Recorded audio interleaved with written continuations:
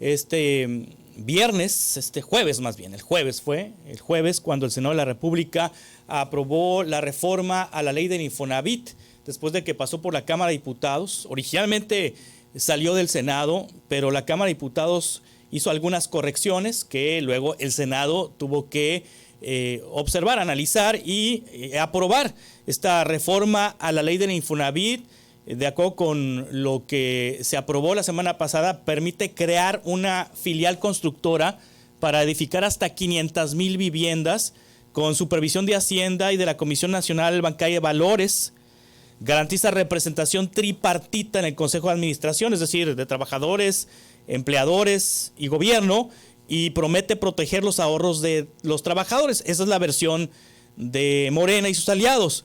Pero la oposición advierte que los ahorros de las subcuentas, que suman 2.4 billones de pesos, billones con B, podrían usarse para financiar esta constructora sin transparencia. Y para platicar sobre esto está con nosotros la senadora Lorena Valles San Pedro, senadora por Morena. Lorena, ¿cómo estás? Buenos días. Hola, muy buenos días, Juan Carlos, qué gusto saludarte y por supuesto saludar a todo tu auditorio. Siempre es un gusto estar en este espacio. Sí, un tema muy importante el que has mencionado, el tema de la reforma, pues con un enfoque social para garantizar la vivienda a las y los trabajadores. Sí, Lorena, ¿van a agarrar el dinero de las subcuentas para financiar esta constructora de Infonavit y hacer las casas, y los derechohabientes van a perder sus ahorros? No, y eso de verdad ha sido una mentira que han venido planteando desde la oposición. Fíjate, para empezar, traen datos falsos, totalmente erróneos. Has mencionado tú un monto que es muy considerable, los 2.4 billones de pesos de los que ellos han venido hablando a diestra y siniestra, y lo que te puedo decir primero, que no hay un monto de esa naturaleza como tal, no existe, lo ha aclarado ya el director de Infonavit, Octavio Romero Oropesa, en donde ha manifestado de manera muy clara, muy evidente, primero, que ese monto del que ellos se refieren incluye incluso lo que tiene que ver con la cartera, o sea, es decir, con los créditos que ya están otorgados. Es un monto inexistente. Sí. Fíjate, cuando llegó el presidente Andrés Manuel López Obrador a la presidencia, él encontró 140,000 millones de pesos en el fondo de vivienda. Tú recordarás que en aquellos años el salario mínimo pues oscilaba en los 80 pesos. Cuando sale el presidente Andrés Manuel, el salario llega alrededor de los 248 pesos. Y entonces hay un fondo de vivienda de 800,000 millones de pesos. Es decir, en ningún momento ha habido esos 2.4 billones de pesos a los que se refiere la oposición. Pero, por otro lado, la reforma mandata de manera muy clara y muy específica que las subcuentas de vivienda y créditos de vivienda de los trabajadores son inviolables y no estarán sujetos a ningún riesgo. Esto es algo que debemos decir de manera muy clara, muy contundente, no hay tal riesgo. Sí, ¿y cómo se va a financiar entonces esta constructora, la constructora filial de Infonavit, para construir estas 500,000 viviendas, Lorena? Sí, mira, el patrimonio, ¿cómo se va a poder echar a andar esta filial? Incluye, por supuesto, el patrimonio del Infonavit y, por supuesto, que también los rendimientos del Fondo Nacional de Vivienda podrán destinarse a construcción, administración inmobiliaria y el arrendamiento social de vivienda que tú bien comentabas ahorita. Pero una vez descontados los intereses en favor de las subcuentas de vivienda, ¿y cómo podrá ejercer un trabajador, una trabajadora, su fondo de vivienda? Solamente hay tres maneras. Uno, cuando compra una vivienda. Sí. Dos, cuando quiere hacer una mejora a una vivienda que ya en donde habita, donde ya tiene. Y la otra es cuando llega el tiempo de retirarse y no compró vivienda o no deseó hacer alguna mejora, puede retirar ese fondo de vivienda. Esas son las únicas tres formas en las que un trabajador puede disponer de su fondo. Sí.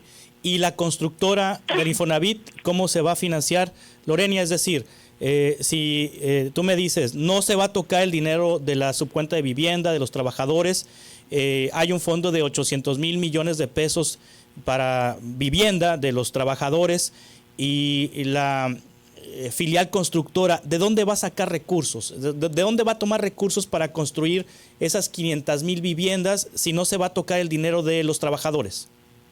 Sí, del patrimonio del Infonavit y de los rendimientos, como te comentaba hace un momento.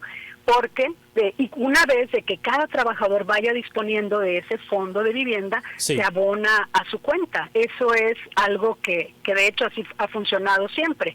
Ahora la novedad es que tenemos una empresa que le hemos dado 30 días naturales en esta reforma para la habilitación de esta empresa filial que podrá construir vivienda, porque es importante decirlo, y ya lo mencionabas tú de manera genérica, pues que se amplían las facultades al Infonavit, en este caso para la construcción de vivienda, para la implementación de este nuevo formato o esquema de arrendamiento social con opción a compra, hay que decirlo, que permita garantizar el acceso a vivienda adecuada a sectores en situación de vulnerabilidad. Es decir, hay rendimientos por el dinero que tiene el Infonavit de los trabajadores.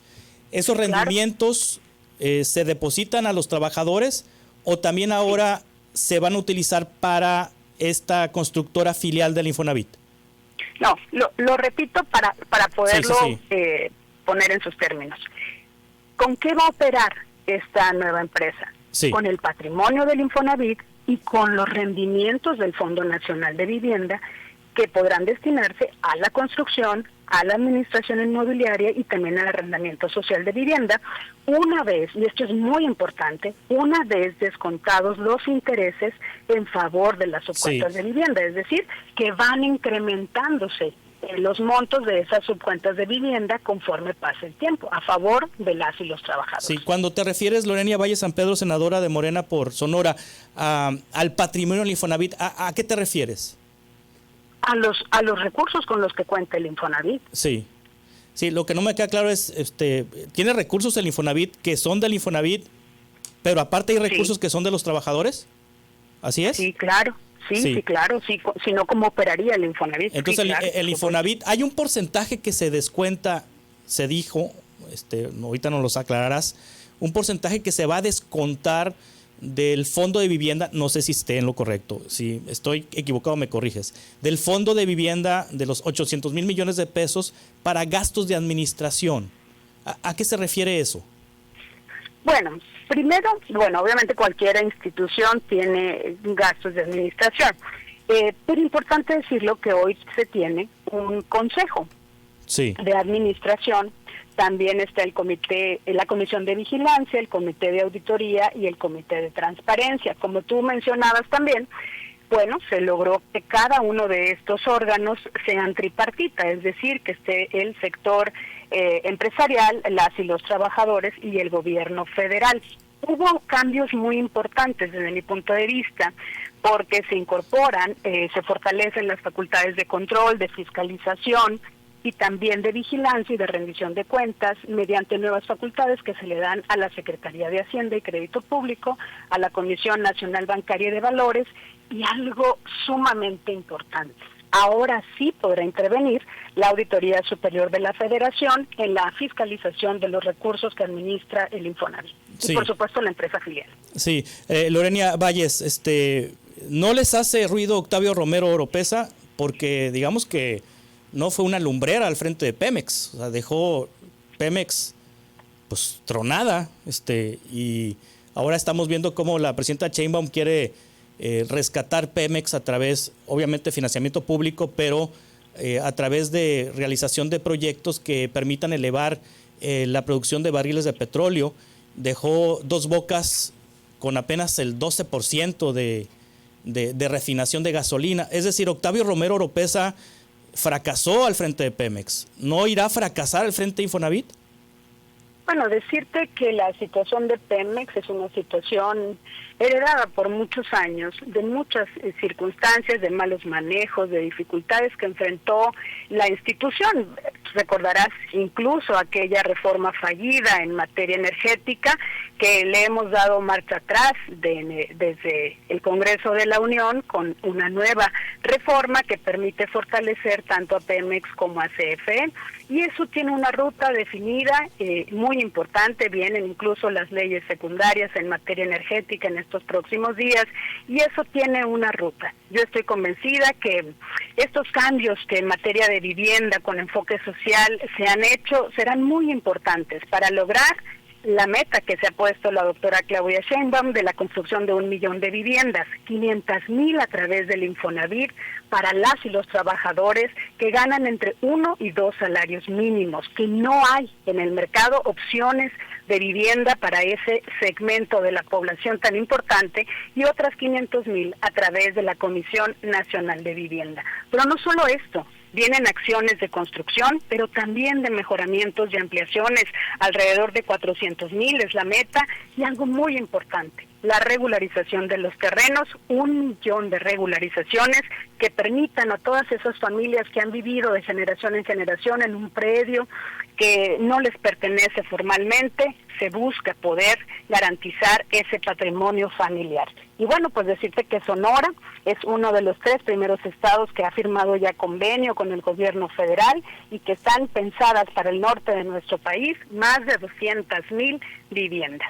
Sí, Lorena, ¿cambia alguno de los trámites o cambia la forma en la que el derechohabiente del Infonavit puede solicitar un crédito para comprar vivienda, para mejorar su casa o para construir vivienda? Es decir, de quienes están familiarizados con los trámites del Infonavit, ¿cambia algo con esta ley?